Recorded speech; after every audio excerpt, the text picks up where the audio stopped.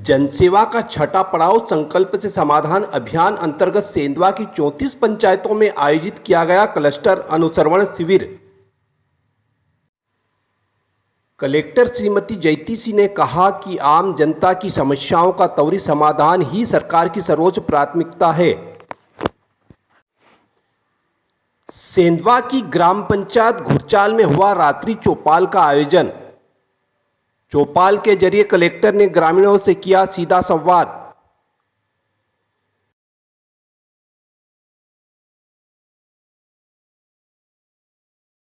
तो भाई हर कृषक, आपको कुछ नहीं करना है, एक ड्रम लेना है, एक पशु का एक दिन का गोबर 10 किलो है वो लेना है, लगभग उतना ही गौमूत्र लेना है, गुड़ लेना है। तो भाई हर कृषक, आपको कुछ नहीं करना है, एक ड्रम लेना है, एक पशु का एक दिन का गोबर 10 किलो है वो लेना है, लगभग उतना ही गौमूत्र लेना है, गुड़ लेना है।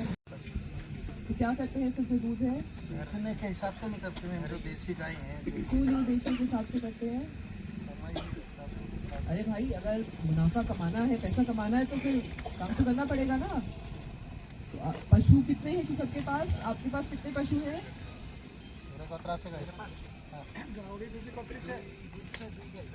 दो भैंस और 2 गाय हैं। 2 बैल और 2 गाय। तो अच्छा पशु है फिर तो आपके पास में। तो क्यों नहीं कर रहे हो? दूध को इकट्ठा करके क्यों नहीं बेच रहे हो? क्या दूध नहीं है? अभी आ जाएगा, दूध बनेगा अभी गर्मी के बाद। तो उसको आप लोग मिलके सामूहिक रूप पे क्यों नहीं उसको संग्रहण कर रहे हो दूध को? तो आप लोग भाई आपस में सरपंच जी, ये तो स्थिति ठीक नहीं है। आप मिलिए, उसमें लोगों को तैयार करिए। सांची का जानते हो यहाँ से कौन सा नियरेस्ट पॉइंट है भाई? सांची का वेटनरी से कौन आया है यहाँ पर? दीदी वेटनरी यहाँ से कौन आया हुआ है?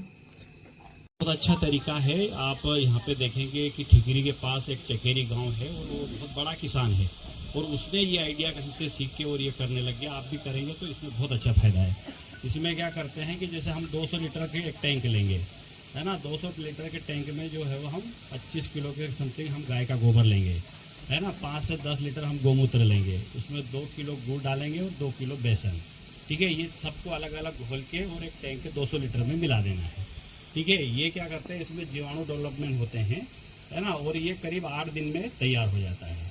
तो जब भी आप पानी देते हो तो पानी के साथ जब हम अपनी मोटर का पानी छोड़ते हैं तो उसमें ये पानी के साथ जाना चाहिए।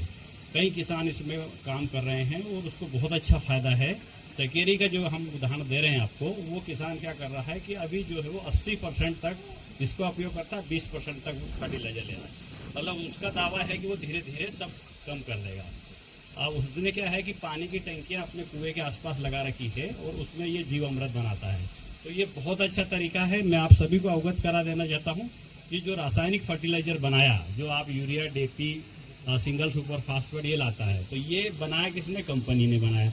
उसको देखा कि आपने? किसी ने नहीं देखा, है ना। अब वो सही है गलत है आप देख के नहीं पहचान सकते, परंतु ये जो जैविक बनाओगे तो ये आप खुद ही बनाओगे तो आपकी देख रेख में बना है। और एक बार डालोगे उसको 10 बार डाल सकते हैं। मतलब उसमें क्वांटिटी की अपन गणना करें तो 1 एकड़ पे जो है वो 2000 लीटर डलता है। एक बार में 1000 लीटर डाल दीजिए, 2 बार में 2000 लीटर जल जाएगा आपका। तो ये 2000 लीटर की क्वांटिटी अगर आप डालोगे तो इसमें आपको किसी भी प्रकार का कोई रासायनिक खाद डालने की ज़रूरत नहीं है ना। और ये जो आजकल सभी जानते हैं कि जैविक का अच्छा रेट है। जैसे मैम ने आपका कहा, खरगोन की एक टीम है, वो हमारे पास खरीदने के लिए तैयार है।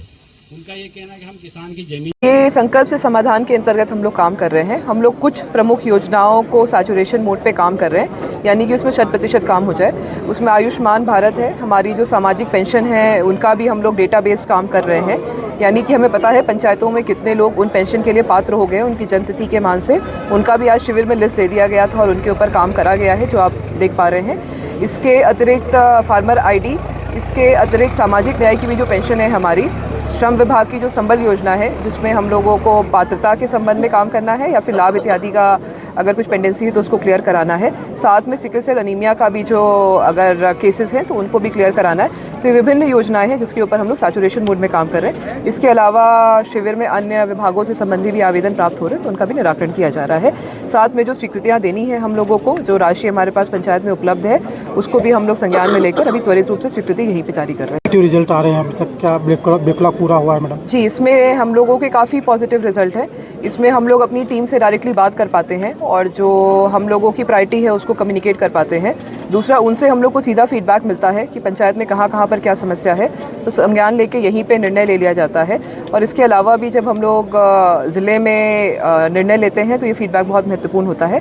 साथ में नीचे तक पहुँचते हैं तो लाभ जो है वो अंतिम छोर तक जा रहा है।